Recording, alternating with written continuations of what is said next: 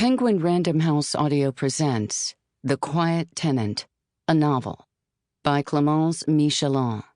Read for you by Gilli Messer, Elena Ray, and Valerie Rose Lohman, with Amber Battaglia, Reba Buhr, Jess Nahikian, Aure Nash, Millie Sanders, Sara Sheckells, Yuli Alice Shen, and the author. For Tyler. Alas, who does not know that these gentle wolves are of all such creatures the most dangerous? Charles Perrault, Little Red Riding Hood.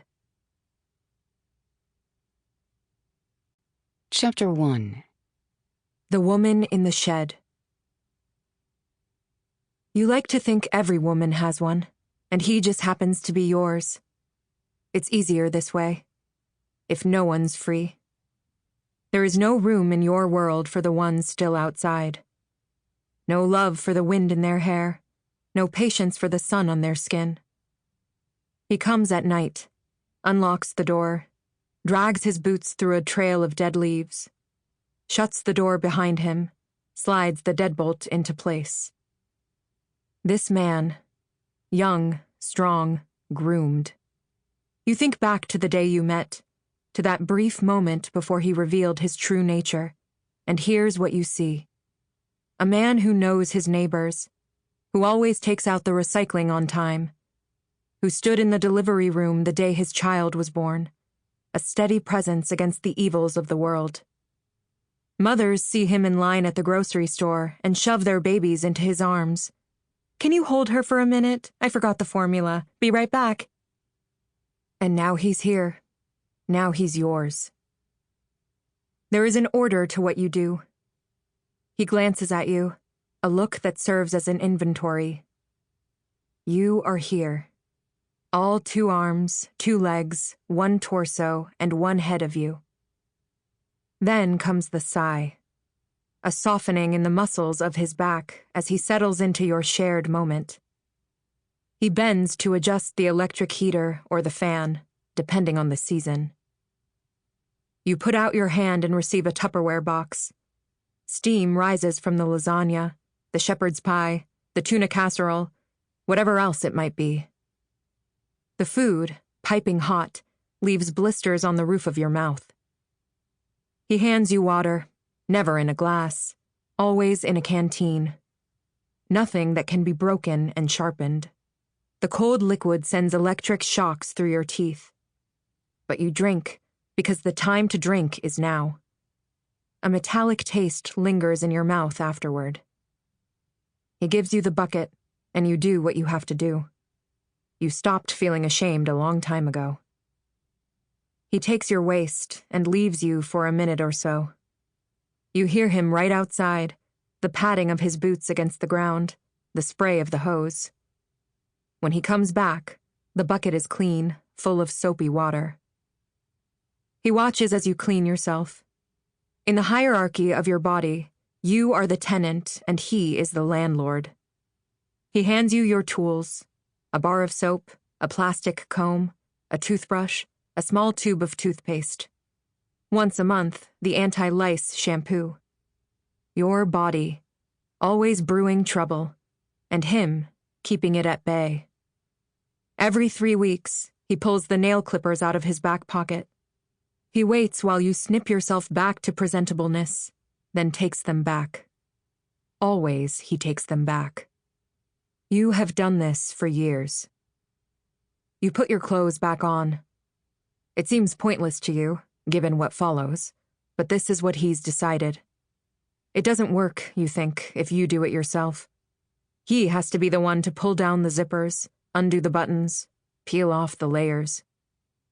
The geography of his flesh, things you didn't want to learn, but learned anyway. A mole on his shoulder, the trail of hair down his abdomen. His hands, the grip of his fingers, the hot pressure of his palm on your neck. Through it all, he never looks at you. This isn't about you. This is about all the women and all the girls. This is about him and all the things boiling inside his head. When it's over, he never lingers. He's a man in the world, with responsibilities calling out to him. A family, a household to run, homework to check, movies to watch, a wife to keep happy, and a daughter to cradle. There are items on his to-do list beyond you and your little existence, all demanding to be crossed out. Except tonight. Tonight, everything changes. Tonight is the night you see this man, this very careful man, known to take only calculated steps, violate his own rules. He pushes himself up, palms flat on the wooden floor. His fingers are miraculously splinter-free. He secures the belt buckle underneath his belly button, pushes the metal against the tight skin of his midsection. "Listen," he says. Something sharpens, the most essential part of you rising to attention. "You've been here long enough." You search his face. Nothing. He's a man of few words, of muted facial expressions. "What do you mean?" you ask. He shrugs his fleece back on, zips it up to his chin. "I have to move," he says. Again, you must ask, "What?" A vein pulses at the base of his forehead. You have annoyed him. "To a new house." "Why?"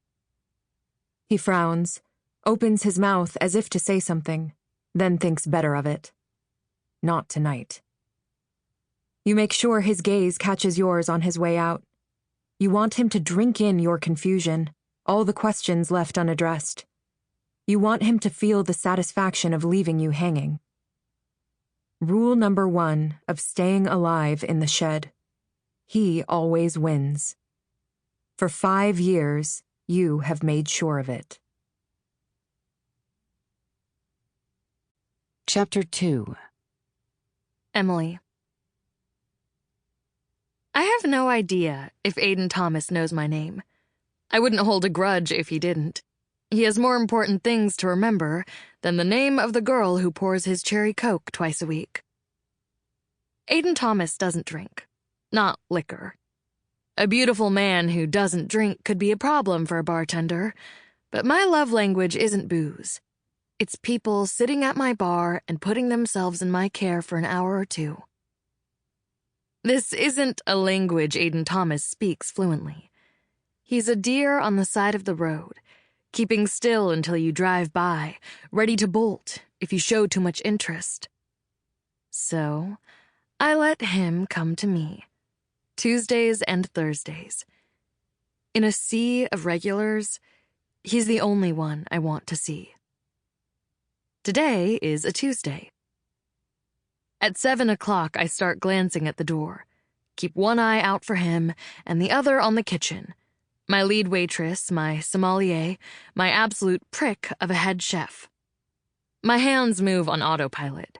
One sidecar, one Sprite, one Jack and Coke. The door opens. It's not him. It's the lady from the foretop by the door who had to go move her car to a new spot. 1 bitters and soda, a new straw for the kid at the back, a report from my lead waitress. The foretop didn't like the pasta. It was cold or it wasn't spicy enough.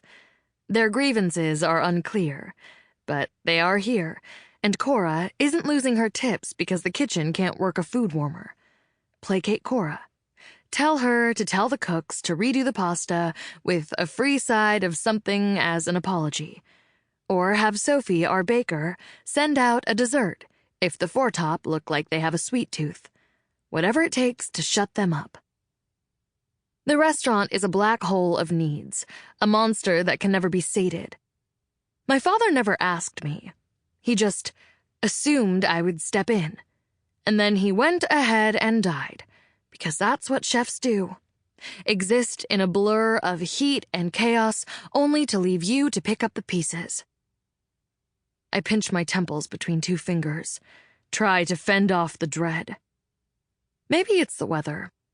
It's the first week of October, still early fall, but the days are getting shorter, the air colder. Maybe it's something else. But tonight, every failure feels especially mine. Sample complete. Ready to continue?